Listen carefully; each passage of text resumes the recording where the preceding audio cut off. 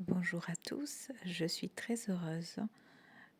Partager le témoignage d'Angélique, qui est sophrologue près de Narbonne, dans l'Aude.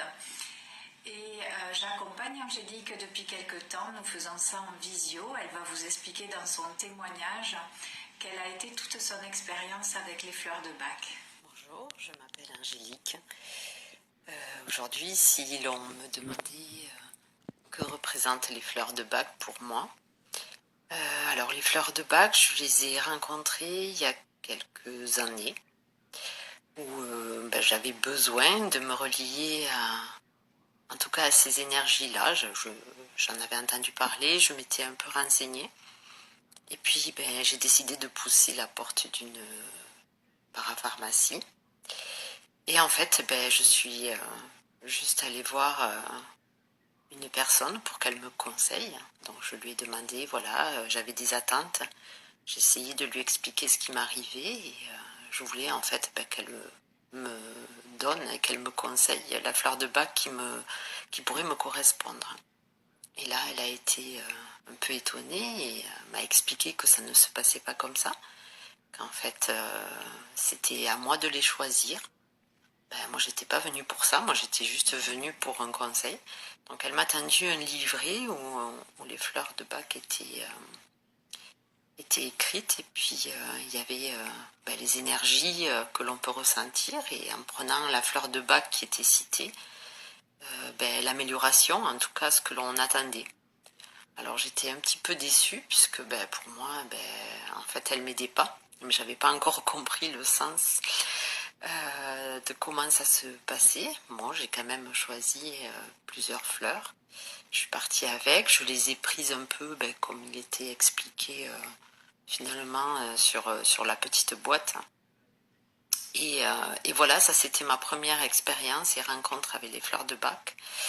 À chaque fois que j'avais besoin, j'essayais de me relier à la fleur de Bach qui pourrait me correspondre. J'ai beaucoup utilisé, et j'utilise d'ailleurs le Rescue, qui est souvent présent en tous les cas chez moi, et avec moi d'ailleurs. Et puis j'avais conseillé une amie à en prendre aussi, donc pareil, je lui avais envoyé en photo ce petit livret que m'avait donné la personne à la parapharmacie. Et puis, mon amie a fait une démarche complètement différente. C'est qu'elle, par contre, elle a cherché quelqu'un, puisqu'elle habite sur Toulouse, pour essayer de l'aider. Alors moi, je ne savais pas que ça se passait comme ça. Pour moi, le cheminement que je faisais se faisait un peu toute seule. Et puis, cette amie a été voir Émilie. Et quand elle en est ressortie, elle m'en a mis l'eau à la bouche et elle m'a de suite envoyé les coordonnées en me disant il faut absolument que tu fasses appel à elle parce que c'est incroyable. Donc j'ai fait aussi cette démarche alors, puisque la distance géographique ne nous permet pas, en tout cas de nous voir pour l'instant en présentiel. Nous l'avons fait en visio. Voilà, effectivement, j'ai eu réponse finalement à mes attentes, puisque je me suis rendu compte que par notre conversation, par nos échanges, déjà avec Émilie, avec beaucoup de bienveillance, en fait, elle est arrivée à identifier des choses que peut-être moi je n'arrivais pas à identifier et où c'était peut-être aussi parfois compliqué de mettre des mots, des intentions à ce qui se passait à l'intérieur de moi, puisque je suis quand même une personne qui s'écoute, qui écoute ce qui se passe, et en tout cas je suis dans l'accueil de ce qui se passe dans mon corps, de mes ressentis, de mes émotions. Et en fait, je n'ai pas eu besoin de rentrer finalement dans des grandes explications. Elle m'a demandé des confirmations pour savoir exactement ce qu'elle elle avait ressenti. Et là, elle a commencé à me dire, voilà, vous avez besoin de ça, qui vous amènera ça. Et là, ben, moi aussi, j'ai été bluffée.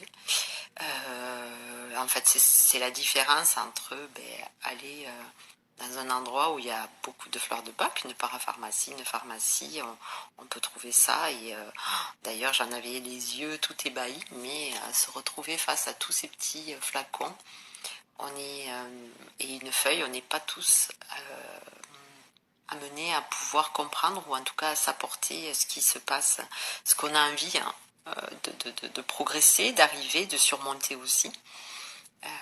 Et là, premier flacon qui est arrivé chez moi, très bien emballé, avec l'explication de chaque fleur qui me correspondait.